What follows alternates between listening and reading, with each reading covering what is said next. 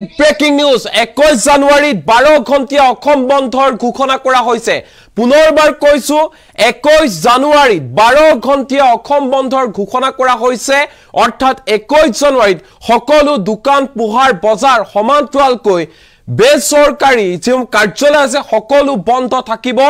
সদৌ কোচ ৰাজবংশী ছাত্ৰ সন্থাই 12 ঘণ্টীয়া অসম বন্ধৰ আহ্বান জনাইছে এই মুহূৰ্তত লৈছে ডাঙৰ খবৰ বিগ ব্ৰেকিং নিউজ এই মুহূৰ্তৰ 21 জানুৱাৰীত 12 ঘণ্টীয়া অসম বন্ধৰ ঘোষণা কৰা হৈছে বন্ধৰ ঘোষণা কৰিছে কোচ ৰাজবংশী ছাত্ৰ সন্থাই কোচ ৰাজবংশীৰ জনজাতিকৰণ আৰু পৃথক কমতাপুৰৰ দাবীত এই বন্ধৰ ঘোষণা কৰা হৈছে অতি শীঘ্ৰে দাবী মানি ল'ব লাগিব চৰকাৰে অন্যথা পৰিস্থিতি বিষম হ'ব সৰকাৰে দাবী মানি নললে ৰেলপথ আৰু ৰাষ্ট্ৰীয় ঘাইপথ অৱৰোধ কৰা হ'ব বুলি ঘোষণা কৰিছে সদৌ কোচ ৰাজবংশী ছাত্ৰ সন্থাই এক প্ৰকাৰ ক'বলৈ গ'লে ৰাজ্যৰ মুখ্যমন্ত্ৰী ডক্টৰ হিমন্ত বিশ্ব শৰ্মাক ওপেন চ্যালেঞ্জ কোচ ৰাজবংশী ছাত্ৰ সন্থাৰ আমাক বছৰ বছৰ ধৰি প্ৰতাৰণা কৰি আহিছে হিমন্ত চৰকাৰে প্ৰতাৰণা বহুত হল এতিয়া আমাক ৰিজাল্ট লাগিব আমাৰ জনজাতিকৰণ কৰিব লাগিব আৰু পৃথক কমতাপুৰৰ দাবী উত্থাপন কৰিছে কোচ ৰাজবংশী ছাত্ৰ সন্থাই সংবাদ মেল পাতি হিমন্ত বিশ্ব শৰ্মাক সকিয়নি প্ৰদান কৰিছে সদৌ কোচ ৰাজবংশী ছাত্ৰ সন্থাই পুনৰবাৰ কৈছো অহা 21 জানুৱাৰীত 12 ঘণ্টীয়া অসম বন্ধৰ আহ্বান জনোৱা হৈছে কোচ ৰাজবংশী ছাত্ৰ সন্থাই অসম বন্ধৰ ঘোষণা কৰিছে 12 ঘণ্টীয়া অসম বন্ধৰ ঘোষণা কৰা হৈছে আৰু কোচ ৰাজবংশী ছাত্ৰ সন্থাৰ ফালৰ পৰা সংবাদ মেলৰ জৰিয়তে স্পষ্ট ৰূপত কৈ দিয়া হৈছে যে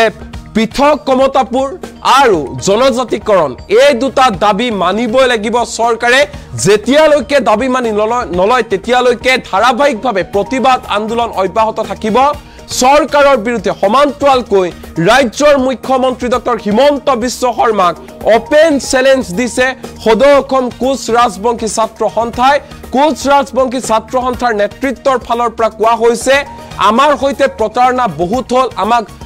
বছৰ বছৰ ধৰি বঞ্চিত কৰি আহিছে চৰকাৰে এতিয়া আৰু আমি বাট নেচাও 26ৰ ইলেকশ্যন আহি আছে নহলে যদি আমাৰ এতিয়া জনজাতিকৰণ নকৰে বা পৃথক কমতাপুৰৰ দাবী যদি মানি নলয় তেনেহলে 26ত ইয়াৰ ৰিজাল্ট পাব চৰকাৰে আমাক এতিয়া কেৱল মাত্ৰ ফলাফল লাগে এনে ধৰণে হিমন্ত বিশ্ব শৰ্মাক ওপেন চ্যালেঞ্জ সদৌ কোচ ৰাজবংশী ছাত্ৰ সন্থাৰ এই মুহূৰ্তত কোচ ৰাজবংশী ছাত্ৰ সন্থাৰ নেতৃবৰ্গৰ ভাষ্য আমাৰ লগত আছে সংবাদ মেল পাতি কি কৈছে মন দি শুনক এই সংবাদ মেলখন দিয়াৰ উদ্দেশ্য হ'ল যে কোচ ৰাজবংশী জাতিটোই আজি দীৰ্ঘদিনৰ পৰা আমি গণতান্ত্ৰিকভাৱে আন্দোলন কৰি আহিছোঁ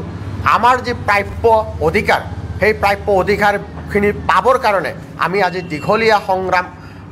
দীৰ্ঘদিনৰ পৰা সংগ্ৰাম কৰি আহিছোঁ কিন্তু এই সংগ্ৰামৰ পিছত সংগ্ৰাম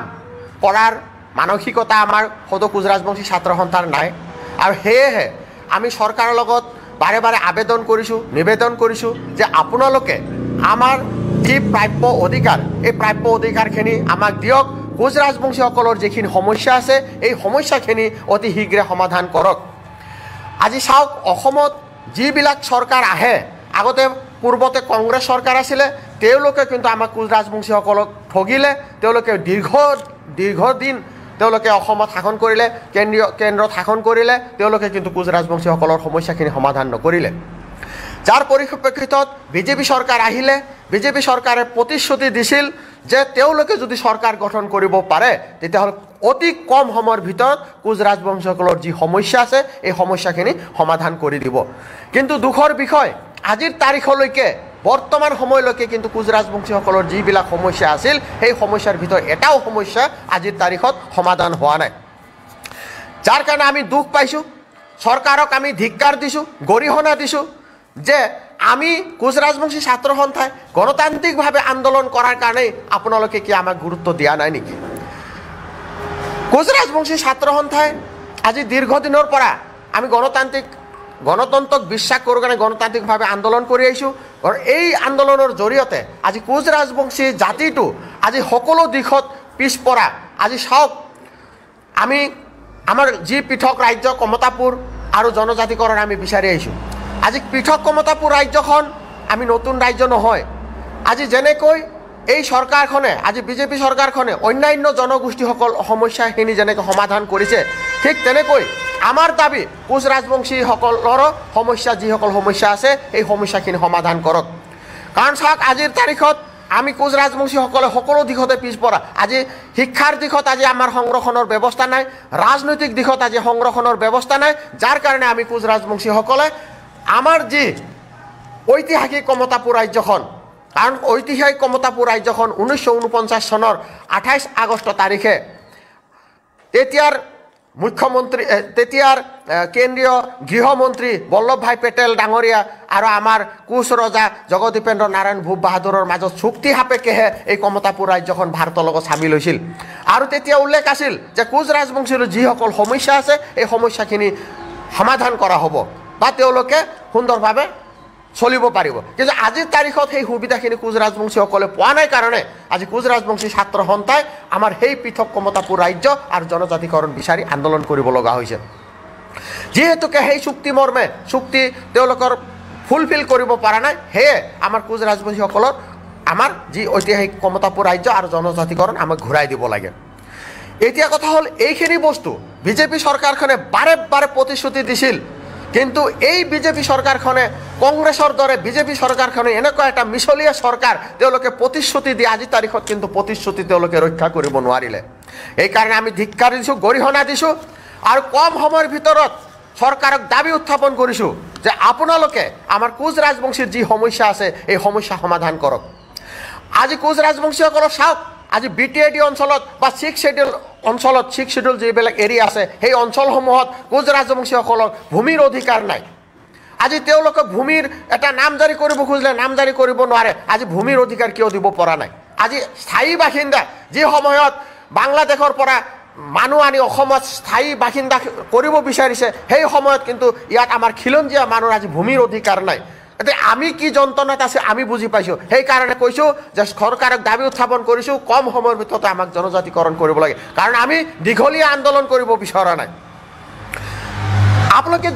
যদি আপোনালোকে আমি মিছলীয়া বুলি আপোনালোকক ক'ব কাৰণে বাধ্য হৈছে কাৰণে যেহেতুকে আপোনালোকে প্ৰতিশ্ৰুতি দিছিল চৰকাৰ গঠন কৰিলে কম সময়ৰ ভিতৰত কোচ ৰাজবংশীসকলক জনজাতিকৰণ কৰিব গতিকে আপোনালোকৰ যি প্ৰতিশ্ৰুতি দিছিল যদি আপোনালোকে মিছলীয়া নহয় প্ৰমাণ কৰি দিয়ক কোচ ৰাজবংশীসকলক জনজাতিকৰণ কৰি আপোনালোকে প্ৰমাণ কৰক যে বিজেপি চৰকাৰখন মিছলীয়া চৰকাৰ নহয় লগতে আমাৰ যি কোচ ৰাজবংশীসকলৰ সমস্যাৰ কাৰণে সহস্ৰ সংগ্ৰাম কৰা KLৰ অধ্যক্ষ জীৱন সিংহ লগতে KLৰ KNৰ কোচ ডাঙৰীয়া তেওঁলোকক আপোনালোকে শান্তি আলোচনাৰ কাৰণে আজি মাতি আনিলে কিন্তু শান্তি আলোচনা আজি তাৰিখলৈকে নহ'ল আমি কেইবাবাৰো আপোনালোকক লিখিতভাৱে জনালোঁ যে কোচ ৰাজবংশীসকলৰ যি তেওঁলোকে সহস্ৰ সংগ্ৰাম এৰি আজি তেওঁলোকে শান্তি আলোচনাত আহিছে তেওঁলোকক অতি সোনকালে শান্তি আলোচনা কৰিব লাগে কিন্তু এক প্ৰকাৰ তেওঁলোকক কি কৰিছে আমন্ত্ৰণ জনাই আজি তেওঁলোকক গৃহবন্দী কৰি থৈছে গতিকে আমাৰ দাবী আপোনালোকক কম সময়ৰ ভিতৰত KLO আৰু KLON জীৱন সিংহ আৰু DL কোচৰ লগত শান্তি আলোচনা অতি কম সময়ৰ ভিতৰত আপোনালোকে সমাধান কৰি কোচ ৰাজবংশীসকলৰ যি সমস্যা আছে এই সমস্যাবিলাক সমাধান কৰিব লাগে যদি নকৰে তেতিয়াহ'লে চাওক আজি আমি প্ৰতিবাদ কৰিবৰ কাৰণে বাধ্য হৈছোঁ এই কাৰণেই আপোনালোকে কৈছিলে যে এবাৰ কোচ ৰাজবংশীসকলে প্ৰতিবাদ কৰিব নোৱাৰিব আপোনালোকে হুমকি দিছিল কিন্তু চাওক আমি কেনেকুৱা ধৰণৰ যদি আমাৰ সমস্যা কম সময়ৰ ভিতৰত সমাধান নকৰে আমি কেনেকুৱা ধৰণৰ আন্দোলন আমি কৰিম আপোনালোকে কোচ ৰাজবংশীসকলক মিছা প্ৰতিশ্ৰুতি দিয়ে যে কোচ ৰাজবংশীসকলৰ জনজাতিকৰণৰ কাম 40% হৈছে 90% হৈছে কিন্তু আপোনালোকৰ যি জনজাতীয় পৰিক্ৰমা মন্ত্ৰী কেন্দ্ৰীয় মন্ত্ৰী জয়েল ওৰামৰ মুখেদি নিজেই উল্লেখ কৰিছে যে অসমৰ পৰা যি প্ৰতিবেদন কেন্দ্ৰীয় চৰকাৰত আহিব লাগে সেই প্ৰতিবেদন আজিৰ তাৰিখলৈকে কেন্দ্ৰীয় চৰকাৰত পঠোৱা নাই যাৰ কাৰণে জনজাতিকৰণ প্ৰক্ৰিয়াটো লেহেমীয়া হৈছে গতিকে আপোনালোকে কোনখন মুখেৰে কয় যে 90% কাম হৈছে আৰু অকণমান বাকী আছে জনজাতিকৰণ হ'ব গতিকে আপোনালোকক দাবী আমি আপোনালোকক আহ্বান কৰিছোঁ, আপোনালোকে কম সময়ৰ ভিতৰত অসম চৰকাৰৰ যি প্ৰতিবেদন সেই প্ৰতিবেদন কেন্দ্ৰীয় চৰকাৰৰ আগত দাখিল কৰক, লগতে কম সময়ৰ ভিতৰত কোচ ৰাজবংশীসকলৰ সমস্যাখিনি সমাধান কৰক। সেইকাৰণে আপোনালোকে যিহেতুকে আপোনালোকৰ প্ৰতিশ্ৰুতি দি কেনে প্ৰতিশ্ৰুতি ৰক্ষা কৰা নাই, সেয়ে আমি সৌদ কোচ ৰাজবংশী ছাত্ৰ সন্থাই লগতে কোচ ৰাজবংশী সন্মিলিত মঞ্চই অহা এই জানুৱাৰীৰ 21 জানুৱাৰী তাৰিখে আমি ৰাতিপুৱা 5 বজাৰ পৰা সন্ধিয়া 5 বজালৈ 12 ঘণ্টীয়া অসম বন্ধ আহ্বান কৰিছোঁ। আৰু আপোনালোকৰ জৰিয়তে সমগ্ৰ অসমৰ জনগণক আমি আহ্বান জনাইছোঁ, আমাৰ যি অধিকাৰ সেই অধিকাৰৰ কাৰণে আমি অনিচ্ছা সত্ত্বেও কিন্তু আজি অসম বন্ধৰ দৰে কাৰ্যসূচী ল'বৰ কাৰণে বাধ্য হৈছোঁ। গতিকে অসমবাসী ৰাইজক আপোনালোকৰ যাতে আহ্বান জনাম, 21 জানুৱাৰী তাৰিখটোত যাতে সকলোৱে তেওঁলোকৰ ব্যৱসায় প্ৰতিষ্ঠানসমূহ বা তেনেকুৱা ধৰণৰ দোকান পোহাৰ বন্ধ কৰি আমাক সহযোগিতা কৰাৰ কাৰণে আহ্বান জনালোঁ। লগতে আমি উল্লেখ কৰিম যে এই 21 জানুৱাৰী তাৰিখে আৱশ্যকীয় যিবিলাক বাহন তেওঁলোকক আমি বাধা প্ৰদান নকৰোঁ, তেওঁলোকৰ কৰ্মখিনি কৰি যাব পাৰিব। গতিকে 21 তাৰিখটোক আমি বন্ধ ঘোষণা কৰিছোঁ। ইয়াৰ পিছতো যদি চৰকাৰৰ কোনো ধৰণৰ আমি চৰকাৰৰ পৰা কোনো ধৰণৰ সঁহাৰি নাপাওঁ, তাৰপিছত কিন্তু আমি ৰাষ্ট্ৰীয় ঘাইপথ অৱৰোধ, ৰেলপথ অৱৰোধ ধৰণৰ কাৰ্যসূচী ল'বৰ কাৰণে কিন্তু আমি বাধ্য হ'ম। আৰু এই কাৰ্যসূচীবোৰ লওঁতে যদি কিবা অপ্ৰীতিকৰ ঘটনাৰ সৃষ্টি হয়, তাৰ কাৰণে কিন্তু অসম চৰকাৰ হিমন্ত বিশ্ব শৰ্মাক ডাঙৰীয়া দায়ী হ'ব। কাৰণ তেওঁ হুমকি দিছে যে মোৰ দিনত কোনো আন্দোলন কৰিব নোৱাৰে, আমি নিজৰ প্ৰাপ্যৰ কাৰণে আমি গণতান্ত্ৰিকভাৱে আন্দোলন কৰিম, গণতন্ত্ৰৰ দেশ হয়। গতিকে আমি কাৰো হুমকিক ভয় নকৰোঁ। গতিকে 21 তাৰিখৰ পৰা আমাৰ আন্দোলন কাৰ্যসূচী আৰম্ভণি হৈছে। 21 তাৰিখে আমি অসম বন্ধ ঘোষণা কৰিছোঁ। যদি ইয়াৰ পিছতো চৰকাৰৰ কোনো ধৰণৰ আমি সঁহাৰি নাপাওঁ, তাৰপিছত 23 তাৰিখে আমাৰ 21 তাৰিখ 22 তাৰিখ মাজতে যাব, 23 তাৰিখে আমি আকৌ আমাৰ মিটিং হ'ব। সেই মিটিঙত আমি আকৌ ঘোষণা কৰিম যে কোচ ৰাজবংশীসকলৰ সমস্যা সমাধানৰ কাৰণে আমি ৰেলপথ